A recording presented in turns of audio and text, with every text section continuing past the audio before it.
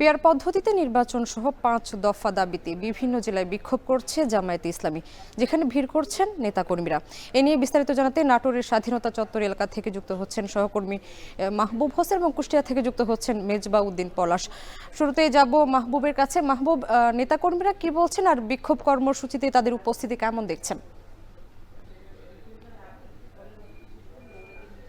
যে সামনে আপনি যেমনটি বলছিলেন, এই পিআর পদ্ধতিতে যে নির্বাচনের দাবিতে নাটোর জেলা জামায়াতের যে কেন্দ্রীয় কর্মসূচি তার কিছুক্ষণ আগেই শেষ হয়েছে। এর স্বাধীনতা চত্বরে তারা যে সমাবেশে নাটোর জেলা জামায়াতের আমির তিনি যেটি বলেছেন যে জুলাই সনদ বাস্তবায়ন না হলে যে জাতীয় সংসদ নির্বাচন সেটি কিন্তু হতে দেওয়া হবে না, এবং জাতীয় সংসদ নির্বাচন করতে হলে কিন্তু পিআর পদ্ধতির মাধ্যমেই করতে হবে।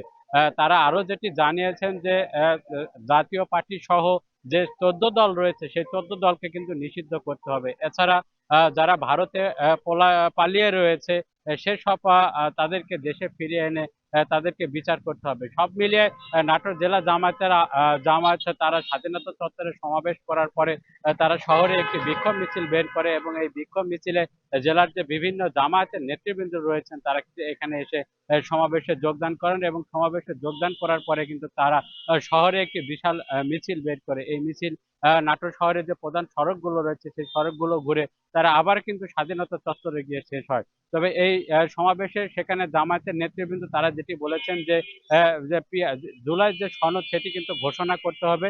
এই জুলাই সনদের ভিত্তিতে কিন্তু যে জাতীয় সংসদ নির্বাচন আগামী ফেব্রুয়ারিতে যে অন্তর্বর্তীকালীন সরকার ঘোষণা করেছে সেই অন্তর্বর্তীকালীন সরকারের অধীনেই কিন্তু এই জুলাই সনদ বাস্তবায়নের পরে কিন্তু সেটি নির্বাচন করতে হবে, এবং এই নির্বাচন অবশ্যই পিআর পদ্ধতির মাধ্যমে করতে হবে, না হলে কিন্তু এই নির্বাচন করতে দেওয়া হবে না। তারা এমনটি হুঁশিয়ারি জানিয়েছেন, এবং তারা আরো যেটি জানিয়েছেন যে জাতীয় পার্টি সহ যারা আওয়ামী সরকারের যে দোসরগুলো ছিল, যারা ফ্যাসিস্ট সরকারের যে যারা সহযোগিতা করেছেন, যে জাতীয় পার্টি এই জাতীয় পার্টি সহ যেসব 14 দল রয়েছে সেই সব 14 দলকে কিন্তু তারা নিষিদ্ধের দাবি জানিয়েছেন এই সমাবেশ থেকে। এবং তারা আরো যেটি জানিয়েছেন যে আগামী দিনে যেসব যারা চাঁদাবাজ রয়েছে সেসব চাঁদাবাজকে গ্রেপ্তার করে তাদের বিরুদ্ধে ব্যবস্থা নিতে হবে।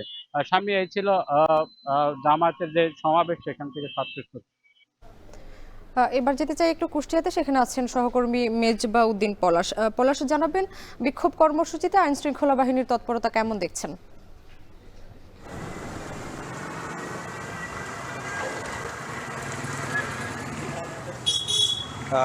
সামনে আসলে সকালে 9:30টার দিকে কিন্তু যে যে জামাতের যে 5 দফা দাবিতে যে কেন্দ্রীয় কর্মসূচি সেই কর্মসূচিতে কিন্তু আসলে নেতাকর্মীরা খণ্ড খণ্ডভাবে বিভিন্ন যে এলাকা থেকে কিন্তু তারা খণ্ড খণ্ডভাবে তারা আসেন, এবং কুষ্টিয়ার চোরহাঁস যে এলাকা সেই এলাকায় সেখানে তারা জড়ো হন। এরপরই সেখান থেকে কিন্তু তারা যে বিক্ষোভ যে মিছিল সেটি আসলে তারা নিয়ে আসেন, এবং সেটি আসলে শহরের মজমপুর ঘুরে এবং সেটি কুষ্টিয়ার যে পৌরসভার সামনে এসে সেখানে সংক্ষিপ্ত যে সমাবেশ সেটি আসলে তারা করেন। সেখান থেকে তারা বলছেন যে 5 দফা যে দাবি সেই দাবিগুলোর সাথে তারা বলছেন যে জাতীয় সনদের ভিত্তিতে কিন্তু যে ফেব্রুয়ারির মধ্যে কিন্তু নির্বাচন দিতে হবে, এবং যে স্বৈরাচার যে সরকারের যে জুলুম নির্যাতন সেটি আসলে বিচার নিশ্চিত করতে হবে। এছাড়াও যে জাতীয় পার্টি এবং যে 14 দল যে এই যে তাদের যে নিবন্ধন এবং এসহ যে তাদের যে রাজনৈতিক যে কার্যক্রম সেটি আসলে স্থগিত করতে হবে। এছাড়াও আসলে বিভিন্ন যে দাবি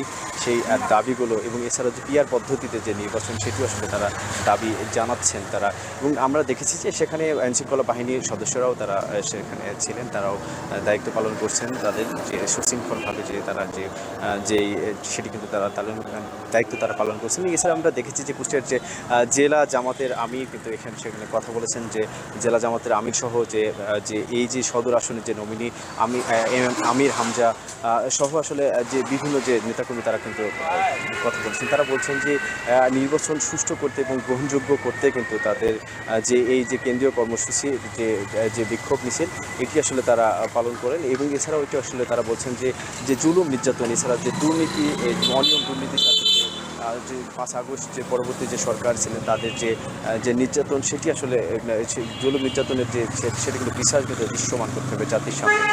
এরকম বিভিন্ন আসলে দাবি আসলে তারা জানাচ্ছেন। এরকম একটি চিত্র আসলে আমরা দেখছি। এই ছিল আমার কাছে কুষ্টিয়া থেকে সামনে।